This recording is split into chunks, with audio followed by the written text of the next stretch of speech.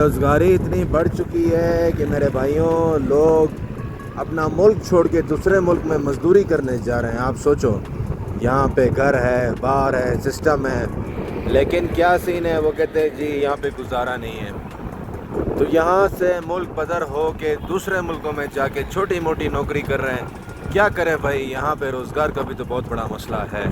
अगर मैं गलत हूँ तो कम से कम ये एक वीडियो आप सुने, फिर आपको ख़ुद समझ में आएगा। हालांकि इससे पहले भी मैंने एक व्लॉग बनाया था। अभी इस भाई के जो है लाखों में व्यूज़ हैं, हमारे व्यूज़ जो हैं वो चंद सौ में हैं या चंद हैं। तो पहले आप ये वीडियो सुने, उसके बाद कंटिन्यू करते हैं। स्पेशली जो मर्दों के साथ हो रहा है ना, मुझ पे कोई ये एक्यूजेशन ना लगाया कि मैंने सिर्फ मर्दों के लिए बात कर दी। जितना खवातीन के लिए हमने बात की है, कोई और साफी अगर है तो नाम ले लीजिए। जो मर्दों की मेंटल हेल्थ का हशर है इस मुल्क में, they are slowly and gradually and visibly getting consumed and dying in the broad daylight. इतना प्रेशर है एक मिडिल क्लास करियर ओरिएंटेड मर्द के दिमाग के ऊपर कि ना उसकी घर की खवातीन को अंदाजा है इस बात का, ना उसके दोस्तों को अंदाजा है, ना कोलीग्स को अंदाजा है। एक्सपेक्टेशन का एक इतना लंबा सैलाब है ना जो उसको बर्दाश्त करना पड़ता है कि घर वालों को भी पालना है, उनकी उम्मीदों पे पूरा उतरना है, शादी भी कर लेनी है और वो भी उनकी मर्जी से हो रही है, नहीं they don't have to care because social pressure भी है। वाइट कॉलर नौकरी भी करनी है, सफेद पोशी भी कायम रखनी है, किसी के आगे हाथ भी नहीं फैलाना, ज्यादा मार्क्स भी लेने हैं, अचीवमेंट्स भी करनी है, कंपटीशन को भी बर्दाश्त करना है, बॉस की बकवास भी सुननी है, ऑर्गेनाइजेशन का प्रेशर भी बर्दाश्त करना है, घर आके फिर भी किसी के सामने रो नहीं सकते because you are a man. You are a man and you are not supposed to cry, ask for help, seek assistance because you are masculine। तुम्हारा काम तो है कि वो घर के लोगों को जो कि फ्रेजाइल हैं, कमजोर हैं, उनको सपोर्ट करो। तुम तो सपोर्टिंग हेड हो, प्रोवाइडर हो। तुम कैसे रो सकते हो, तुम कैसे कमजोर हो सकते हो? ये थोपा है यहाँ पे मर्दों के ऊपर हमारे माशरे ने। और उन्हें बताया कि आपको किसी किस्म का एहसास अपने दिल में नहीं रखना, और अगर है तो मरते रहो लेकिन बोलो मत। एक ऐसा माशरा है जहाँ सोशल चेंज ने मर्दों को तबाह बर्बाद करके रखती है। खवातीन वैसे वायलेंस का शिकार होती हैं और मर्द इस पेट्रियार्की का बर्डन उठा के अपनी कमर तोड़वा लेते हैं। यहाँ पे बात नहीं कर सकते। जो भी ये वीडियो को सुन रहा है और अगर उसके 8-10 दोस्त हैं और वो हर हफ्ते इकट्ठे होकर बैठते हैं और उन लड़कों के ग्रुप में कभी मेंटल हेल्थ एक दूसरे की ना इंक्वायर हुई, ना उस पर बात हुई, I will say shame on you guys. You guys are developing a toxic masculine social culture amongst your peers ताकि वो आपके सामने बोल ही ना सकें। मैंने खुद ये देखा हुआ है, बहुत से लड़के आके दोस्तों को बताते हैं कि ज़हनी तौर पे मुझे ये मसला आगे से मजाक उड़ाते होंगे, ये देखो बच्ची बन गया, ये लड़की बन गया, आगे से ये कमेंट मारते हैं मुंह पे आपके। They induce guilt and shame in the mind of the victim. You are criminals. आप सब ये सुन लें। जब तक आप रिफॉर्म नहीं करते अपने इस toxic male masculine pathetic attitude को, आपके आसपास जो लोग अपने आप को डैमेज करेंगे, आपका भी उनमें एक तीर होगा जो उनके सीने में लगेगा। ये भी आप याद रखें कि आपने अगर इसमें रोल प्ले ना किया, you should also be blamed. Research कहती है पाकिस्तान में 20 से लेकर 35% लोग डिप्रेशन का शिकार हैं। इसका मतलब यह है कि 3 में से एक बंदा तो अपनी एग्जिस्टेंस को बर्दाश्त नहीं कर पा रहा, और क्या करेगा फंक्शन माशरे में, कहाँ से ए ग्रेड लेके आएगा। वालिदैन मार मार के पागल कर देते हैं, पढ़ ले, ये चला जा, वहाँ चला जा, ए ग्रेड लेके आ, क्लास में फर्स्ट आना है, रैट रेस लगाई हुई है, सिर्फ ले लो पूरे नंबर और उसके बाद में मुझे बताओ ज़हनी सेहत का क्या हाल होता है। हेल्प करेगी आपको? नहीं करेगी। उसकी वजह कि सारा स्ट्रेस ही सोशल परफॉर्मेंस के ऊपर है। समाज में परफॉर्म कर जो खुद बेशक मर जो, कोई मसला नहीं, क्योंकि हर चीज़ रेपुटेशन है। इज्जत इज्जत इज्जत इज्जत, बस और कुछ भी नहीं। हमारी इज्जत खराब हो जाएगी, ये कर दिया इज्जत खराब हो जाएगी, पसंद की शादी कर दी इज्जत खराब हो जाएगी, फेल हो गया इज्जत खराब हो जाएगी। सारी जिंदगी इज्जत के हाथों अपने आप को फांसी लगा लोगे ना, तब भी ये लोग खुश नहीं होंगे। Try to live for your own self. आज की वीडियो का मैसेज ये है, अपने लिए जियो। ये सब जो लोग कहते हैं ना वो तो जानवर होता है जो कि अपने लिए जीता है, वो खुद जानवर होते हैं। उसकी वजह कि वो आपको एक्सप्लॉइट करने के लिए ये बातें बता रहे हैं ताकि तुम अपनी सेल्फ को उनके लिए डेडिकेट करके लूज कर दो और वो तगड़े हो जाए, खुश हो जाए। इसके पीछे ये होता है। उनके अंदर रूरल एरियाज के अंदर 44% मर्दों में डिप्रेशन है। इसका क्या मतलब है कि अपॉर्चुनिटीज नहीं है, डिप्रेशन है, लाइफस्टाइल सपोर्ट नहीं है, सीवियर पेट्रियार्की है। तो जितना बैकवर्ड एरिया होगा उतना डिप्रेशन ज्यादा होगा। ये जो लोग बैठ के कहते हैं ना कि माशरा बड़ा खराब हो गया, जदीद दुनिया ने लोगों को डिप्रेस कर दिया, ओ भाई गांव में ज्यादा डिप्रेशन है। फजूल बातें फोक विजडम मुंह पे मारते रहेंगे आके। और माशाल्लाह 1 लाख लोगों के लिए बाय रेशो एक साइकोलॉजिस्ट है पाकिस्तान में। और इस वक्त आप कॉल करके देख लो, गूगल करके, 8,000 रुपए 1 घंटे के सेशन की फीस से आगाज हो रहा है लाहौर शहर के अंदर। कराची में 10,000 से, इस्लामाबाद में 8 से 10,000 से हो रहा है। जिस बंदे की तनख्वाह 30,000 है महीने की, वो 3 सेशन लेके सैलरी उड़ा दे अपनी, क्या करेगा? कौन हेल्प करेगा उस आदमी को? और ये स्टूडेंट लाइफ का प्रेशर, अब्दुल्ला सुमरो नामी लड़का है, 4th ईयर का स्टूडेंट था MBBS का, जाके फेसबुक प्रोफाइल निकालें, हाईली इंटेलिजेंट डॉक्टर बन रहा था, नाइलिज्म का शिकार हो गया, एल्बर्ट कमू से इंप्रेस था। आखिरी पोस्ट उसकी कहती है, लियाकत यूनिवर्सिटी का स्टूडेंट था, आखिरी पोस्ट कहती है कि जब मेरी डेथ हो जाए तो मुझे नीम के दरख्त के नीचे दफना देना। और एस्ट्रोनॉमी पे, फिलोसफी पे पोस्ट कर रहा है। तो यहाँ पर सलूशन ये क्या बताएंगे? देखा, इस तरह के उल्टे फलसफे पढ़ोगे तो तुम्हारी जान ही जाएगी। तुम्हें शर्म इस बात पे नहीं आती कि ये जो 1 साल के अंदर कितने सुसाइड हो रहे हैं पाकिस्तान में? WHO की रिपोर्ट है 13 से 15,000 लोग सुसाइड कर रहे हैं 1 साल में। वो सारी दहरिए होते हैं। और अब जो इंक्वायरी रिपोर्ट सामने आएगी उसमें आप देख लीजिएगा, आप भी आइए, हम भी आए, कितने लोगों को कसूरवार ठहराया जाएगा? कुछ भी नहीं होगा, क्योंकि वर्क कल्चर को रिफॉर्म करने की बात नहीं करनी, उससे तो सारी निर्गे में आ जाएंगे ना। फिर अब्यूज कौन करेगा? गाली कौन निकालेगा फोन करके? ये कौन कहेगा कि चल उठो काम कर? ज़हनी सेहत ना बता हमें क्या होती है, मेंटल हेल्थ क्या होती है, कमजोर ना बनो, मर्द बनो। तो वो खत्म नहीं होगा। इसीलिए साइटेशन सिर्फ इसी चीज़ की नजर आएगी कि जी ऐसे हो गया, अनक्लियर वजूहात हैं, ये कह नहीं सकते कि ये सुसाइड है, यही बातें होती हैं। लेकिन साइकेट्रिस्ट क्या कह रहा है? वो रिपोर्ट पढ़ के केस खत्म करो, बात खत्म। अगर एक दिन पहले उसको ये एडवाइस किया हुआ है, डॉक्यूमेंटेड है, उसकी बीवी को मालूम है, उसके क्लोज सर्कल को मालूम है कि 4 साल से ये चल रहा है, उसको पुलिसिंग करने फील्ड में उतारा हुआ है, जाके अगर बस मार देता फायर किसी को, फिर क्या कहते हैं आप? अपनी जान ली ना उसने एलिजिडली, और तो किसी की नहीं ली। तो बात यह है कि सोल्यूशन ये है कि प्रमोट करें ओपन कन्वर्सेशंस को। इस माशरे में कोई भी ऐसा दफ्तर, कोई कॉल सेंटर, कोई NGO, कोई मल्टीनेशनल कंपनी, किसी किस्म की मीडिया ऑर्गेनाइजेशन कोई यूनिवर्सिटी, कोई स्कूल, कोई ब्यूरोक्रेटिक ऑफिस, सरकारी ऑफिस ऐसा है जहां 24 घंटे मेंटल हेल्थ काउंसलिंग अवेलेबल नहीं है, उसको ताला मारो, बंद करो उसको। ये हमारी दरखास्त है शहबाज शरीफ साहब आपसे, मरियम साहिबा आपसे, मुराद अली शाह साहब आपसे, सरफराज बुगटी साहब आपसे और सुहेल अफरीदी साहब आपसे कि तमाम सूबों में इसको इंश्योर करें। और इसके साथ साथ गिलगित बल्तिस्तान में भी इंश्योर करें जहां पे नौजवानों का एक बड़ा प्रपोर्शन डिप्रेशन का शिकार है, क्योंकि इतना पढ़ के खेतों में काम करना पड़ रहा है, नौकरी है कोई नहीं, सिग्नल मोबाइल पे नहीं आते। तो इस हालात को बेहतर करने के लिए मेंटल हेल्थ काउंसलिंग पे तो आप कम से कम पैसे लगा सकते हैं ना, अगर कॉज नहीं खत्म कर सकते तो। 1 लाख पाकिस्तानी के लिए एक साइकोलॉजिस्ट दिया हुआ है आपने, तो मरेंगे ही सारे और क्या करेंगे। दहशतगर्दी से एक साल में 4000 डेथ हो रही है, सुसाइड से 15000 हो रही है। मर्दों के कंधों से ये जिम्मेदारियों का बोझ उतार के, और वो खुद ही ये बोझ बनने का वॉलंटियर भी बनते हैं, क्योंकि वो कहते हैं कि हमने जो है ना अपनी ऑनर को बचाना है, इस टॉक्सिक ऑनर कल्चर से निकालने हमें। अस्सलाम वालेकुम नाज़रीन, वेलकम बैक टू आरडी मंगानी ब्लॉग्स। उम्मीद है सब खैरियत से होंगे, ठीक ठाक होंगे। मेरी जो कही हुई ज़ुबानी कहते हैं ना, आपको समझ में नहीं आई होगी। चलो ये एक एंकर पर्सन है, इनकी बात तो आपको समझ में आई होगी कि अवाम जवान किस चीज़ से गुजर रहे हैं। ये चीज़ तो मैंने पहले भी आप लोग को बताया, समझाया, लेकिन ज़ाहिर है कोई एक्शन दरामद मेरे अल्फाजों पे तो होने से रहा, तो कम से कम क्या पता कि इनके अल्फाज से जो है आपको कुछ क्लियर हुआ हो, समझ में आया हो। क्योंकि हम तो ये चीज़ फेस कर चुके हैं और फेस कर रहे हैं। जो कुछ मिल गया अपना नसीब और मुकद्दर समझ के बैठ गए, और जो नहीं मिला उससे भी यही समझा कि भाई नसीब में नहीं था।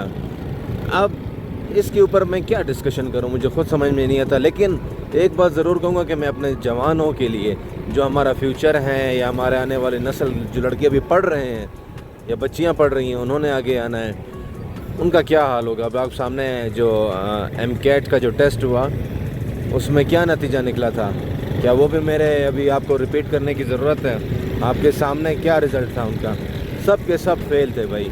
इस वक्त आप जिस किसी से भी पूछो, चाहे वो रक्शे वाला हो, चाहे वो रेडी वाला हो, चाहे वो चिकन शॉप पे मीट बेचने वाला हो, चिकन बेचता हो, जिस कारोबारी से पूछोगे इस वक्त वो यही कहेगा, हालात बहुत डाउन है, हालात का मज़ा नहीं है। अब हालात का मज़े से ये मकसद नहीं होता कि भाई एक चिकन वाला पहले लाखों कमाता था, वो अब 50,000 रुपये पे आ गया। अरे भाई कारोबार ही नहीं है। लोग ये कह रहे हैं कि भाई कारोबार कहाँ से करें, आवाम के पास वो कहते हैं ना ख़रीदने की पावर ही कम हो गई है। तो ये चीज़ तो होना था, और ये तो आगे जाके ज़्यादा होगा। और यहाँ पाकिस्तान से जो लोग बाहर जाते हैं, ज़रूर पैसे में फ़र्क है, वहाँ का पैसा पाकिस्तान में डबल हो जाता है। आप इस चीज़ को एक्सेप्ट कर लेते हो, चलो ज़्यादा हो जाता है, डबल ना सही तो ज़्यादा हो जाता है। लेकिन वहाँ की ख्वारियाँ तो वहाँ के लोग जानते हैं। लोग रोते हैं वहाँ पे भाईजान, क्योंकि नौकरी छोड़ नहीं सकते, एक ही कफ़ील के पास रहना है, वो अब जैसा रगड़ा दे, ठीक है ना। हमारे यहाँ वाले तो उठ के चले जाते हैं बस कि भाई वहाँ पे पैसे क्यों सिर्फ देखते हैं। 12-12 घंटे की शिफ्ट होती है, बड़ा जलील करते हैं, बड़ा तंग करते हैं भाई, आप लोगों को क्या मालूम। खैर ये चांद देखें कितना प्यारा लग रहा है। तो अपने मुल्क की ये आज़ादी, ये निज़ाम, बंदा बोलता है ना यहाँ पे प्याज के साथ रोटी खा के भी गुजारा कर लेता है। वहाँ तो भाई एक दफ़ा बंदा फंस गया फिर किधर वापस आता है, वो छोड़ते ही नहीं है। आप ना तो अल्लाह माफ़ करे अपने वालिद की फौतगी पे आ सकते हो, ना वालदा की फौतगी पे आ सकते हो, वो तो इस तरह नहीं छोड़ते हैं भाई। बड़ा मसले मसाइल हैं बाहर में, ऐसे इंसान बोलता है कि बाहर चला जाए। खैर मैं किसी को डीमोटिवेट नहीं कर रहा कि भाई उसका दिल ख़राब हो, लेकिन एक सच्चाई है, एक हकीकत है। कोई ऐसी अच्छी जगह पर है जिसे लोग आगे कहानियाँ सुनाते हैं कि जी कफ़ील ने अपने घर में रखा हुआ है, अच्छा खाना खिला रहा है वगैरह वगैरह, तो हर जगह ऐसा नहीं होता। हमारे अपने मुल्क में ऐसा है मेरे भाई कि जो बंदा काबिल है, वो अगर छोटी पोस्ट पे बैठा हुआ है उसको ऊपर नहीं आने देंगे, क्योंकि भाई उसमें काबिलियत है। वो कल को हर कोई बंदा डरता है कि भाई ये हमारी सीट ना खा जाए, क्योंकि अगला तो भाई वही दिखा रहा होता है जिसकी जितनी उसकी अपनी कैपेबिलिटी है, जितनी उसकी सलाहियत है। जो उससे ज़्यादा सलाहियत रखता है उसको इम्पोर्टेंस है भी नहीं। वो कहते हैं ना जी, अगर मेहनत की कदर होती ना तो गधे को सबसे बोलते हैं ना अव्वल नंबर का अवार्ड दिया जाता कि वाकई यार तू मेहनती है। मेहनत हर बंदा करता है, लेकिन वो सिला नहीं मिल पाता बंदे को।